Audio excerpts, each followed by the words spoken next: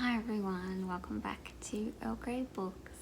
I'm Ellie, this is Percy, and today I am talking about my non-fiction November TBR plans stuff. I know it's not even it's not even the middle of October yet, but I'm just really excited for this readathon. I feel like everyone has that one readathon that like happens like annually or maybe every couple of months that you're like, I absolutely have to attend. I absolutely have to join in. I'm so excited. I can't wait for the announcement videos. I can't wait for it to start. I've seen a lot of people like that for Victober, which I also really enjoy, but non-fiction November is my jam. So super excited that it's coming up. It feels like it's been like ages, and I've been excited for this since like December last year. So here's how it's gonna work.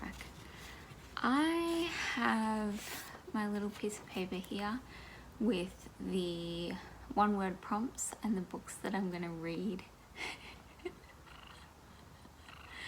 for those on this beautiful piece of paper that has like a sleeping cat. So I have those, and then I have a whole bunch of other ones that I'd like to get to that don't necessarily fit those prompts. I am also doing NaNoWriMo next month, so how many of these I actually get to, who knows, but let's start with those prompts. So the first one is design, and I just realized that I've put like all the ones for the prompts at the bottom of my pile, which I mean, it's not a huge pile, but it's just like, come on Ellie, what are you doing? Okay, some of those are really heavy. There's literally 4 books on there. I think it's just this one. Yeah, that's pretty hefty. Anyway, for design I have this Vivian Mayer, A Photographer's Life and Afterlife by Pamela Banos. I kind of stretched the meaning of design. I'm including photography because I don't know, I just feel like I wanted to read something about art, and this one is interesting to me. I had started it before and made 20 pages in. It's pretty dense from the start because it talks about like her family history from like her grandparents, and I'm like, I don't really care about this. I just want to know about her. So I'm probably just gonna sort of like continue from there because I don't really care about her grandparents or her parents. I just want to know about her and what led her. Percy is staring at me very creepily. What led her to become a photographer? So there's that one. The next one is sport. Ow. For that one, I'm choosing Balancing Act, Women in Sport, which is edited by Justin Wolfers and Erin Riley. Don't have a copy of this one yet. I haven't decided whether I'm going to order a physical copy in the next few weeks, or whether I'm going to just get an ebook of it. I'm not really a sport person, honestly. The only sport that I really pay attention to is ice hockey. So like I'm really interested in this because I'm interested in women in sport, but I'm not like a sport person. So yeah, I still haven't decided which one, whether I'll buy it, ebook it. We will see. Next one, the next word. is true, and I thought I would be kind of, I don't know, funny if I picked Untrue by Wednesday Martin. You're being so cute. So this is why nearly everything we believe about women, lust and infidelity is untrue. How? You're gonna have to move. I'm sorry. I know. Yeah, I've had this one for a while now. I think maybe a year. It's time to get to it. And then the last one is a voice. So for this one, I've picked Dark Emu by Bruce Pascoe. I picked this one because it is Own Voices, and it talks about the history of Australia from a Indigenous point of view. I have wanted to read this one for a while, but I just kind of haven't gotten around to it, and I put it on hold at the library about 2 months ago for an ebook copy, and it's finally going to be available on the 30th of October. So this will probably be the first book that I read. I'll probably start it as soon as I get it, because you only get 2 weeks with them. So I'm hoping I can kind of start that straight away and enjoy it. Let's move on to the books that other ones I have to read. So I've picked out 5.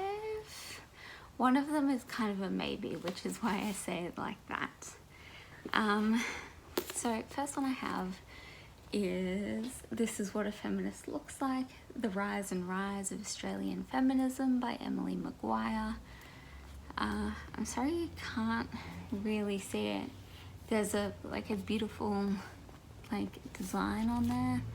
You really can't see it, but it's I don't know, triangles and stars. It's really cute. Anyway, yeah,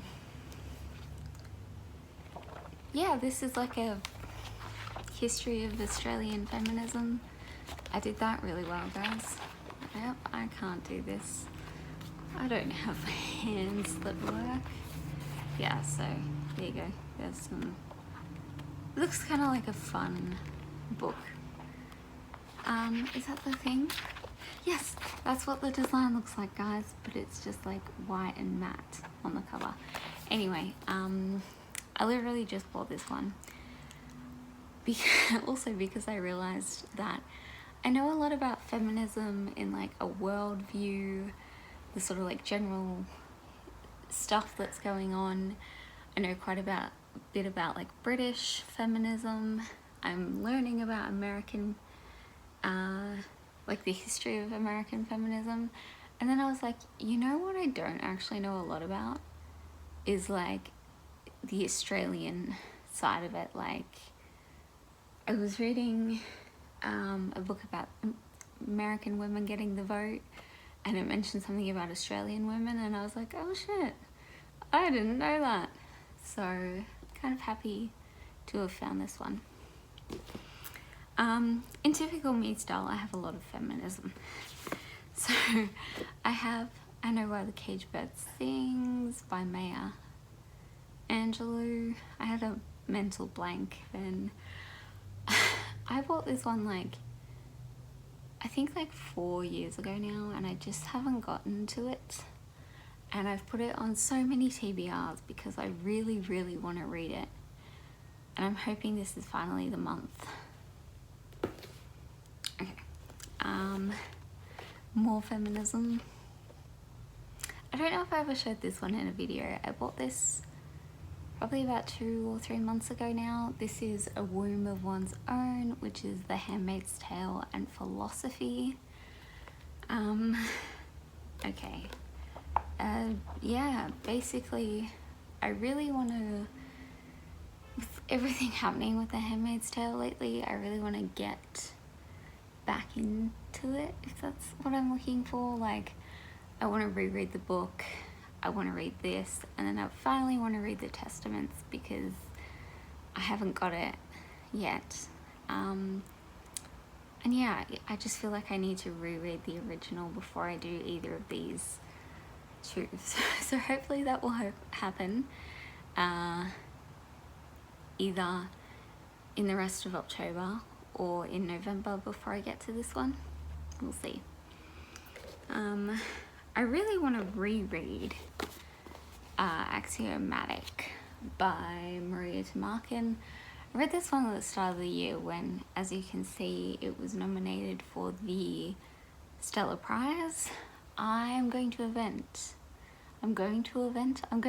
event with Maria Tamarkin to hear her talk about this, and I just want to reread it. That's in November. I want to reread it before I do that because I can't remember the details of the essays in here. I remember really enjoying them, but yeah, I want to reread them so that when I go into that talk, I can really remember everything that's gonna happen. I can understand what she's talking about and connect it to the book. And then finally, this one is my maybe. I really hope I can get to it. This is This House of Grief by Helen Garner. This is one of the possible picks for my receipt just fell down for the Stella Project for November. It's in the lead at the moment. There's only a few days left to vote, so I'm hoping that this one wins. I'm also going to an event with Helen Garner in November, and I've never read any of her books. So I would really like to get to this one if I possibly can. And yeah, I think it might be one that even if it doesn't win this month, I might just read it. I don't know why, I just had this, I have this idea that I want this to be the first of her books that I read. So I guess I'm gonna have to read it before her event and hopefully pick up some others in the lead up to that, so that, yeah, I know what she's talking about, and hopefully I can get a few signed. So that's my possible non-fiction November TBR. I'm sure I'm going to be reading other things in the month and writing stuff, so we'll see where the month takes me. And thank you all for watching, and I will see you guys in a few days time. Yeah, I'll see you all then. Bye.